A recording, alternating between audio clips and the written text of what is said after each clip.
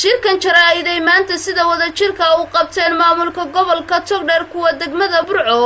oo weheliyaan salaadiin madax dhaqameed xildhibaano ka tirsan golaha guurtida Somaliland iyo waxgarad kale ayaa ahaa mid ay baaq nabadeed ugu dirayeen beelaha walaalaha ee dirirta colaadeed ku dhex martay degmada Ceelaf Weyn ee deegaanka gobolka Sanaag waxaanay ugu baaqeen inay ilaashadaan nabadgelyada iyo xasiloonida deegaanka kuna soo dabaalaan sidii ay xal waarta uga gaari lahaayeen dirirta colaadeed ee soo kala dhex gashay waxaana hadaladoodii kamid ahaa dadka walaalaha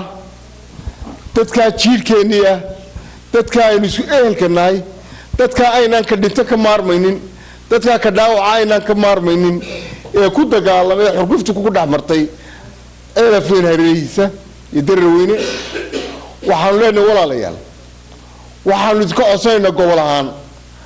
annagoo isku dhan inaad dagaal waxa la yidhi wiil baa ku dhintay wiil kuma dhasho dad baa ku qaxay cid kuma nagaato ina joojisaan dagaalka ina walaalnimadiini aalahan jirtay ee taariikhda Soomaaliland ay kaga suntaneeyeen ee magaca ku lahaydeen la yiraahdo habar lamaan ina ku soo noqotaan ayaanu idinka bariynaa idinka codsanaynaa halaysu samro halaysu dulqaato hawshaasina halka ay naga dhamaato ducaayo baanu idin raacinayna Ilaahay subhanahu wa ta'ala inuu awil khayr qabo idinka siiyo sida sharcigu ina faray cidii dhimatay cida dhaawacantayna Ilaahay subhanahu wa ta'ala waxaan uga baryaynaa in Ilaahay u boogadhayo Ilaahay u sahal inuu Ilaahay idinka baryaynaa anagu waxaan baaq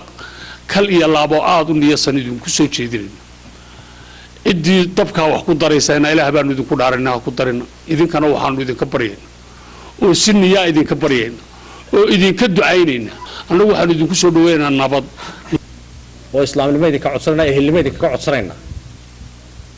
inaad joojisaan dagaalka oo waxa xun halka ka socda joojisaan oo baaq nabadeed baan idin soo diraynaa inaa waxa halka ka socda wax wanaagsan maahay Ilaahay ka yaabtaan oo joojisaan inta wax weyn baa hadaba qabateen waayo dagaalku kuma fidin oo hadii Ilaahay kuray ayuunbu ka dhacay xumlana halka lagu qabto lagu joojiyo dhulka wada degantii walaahi dad kun jeer istishaayeen kala tagin idin ma kiin dhaanto dad wada dhashay baatiin waxba idin kama dhaxeeyaan inta nool loo taliyo waxaan ku talinayaa oo talaaana soo jeedinayna oo aan dhammaan ka simanahay ina qaadataan nabad ina arinta nabad ugu wareegtaan Ilaahay ka baqa war istaasto halkan ninka tago adooba soo gelaya adoo kale iska eega inta gudihiina iyo gondihiina u jeesanaysaa waa Aadan Maxmed TV-ga caalamiga Universal magaalada Burco.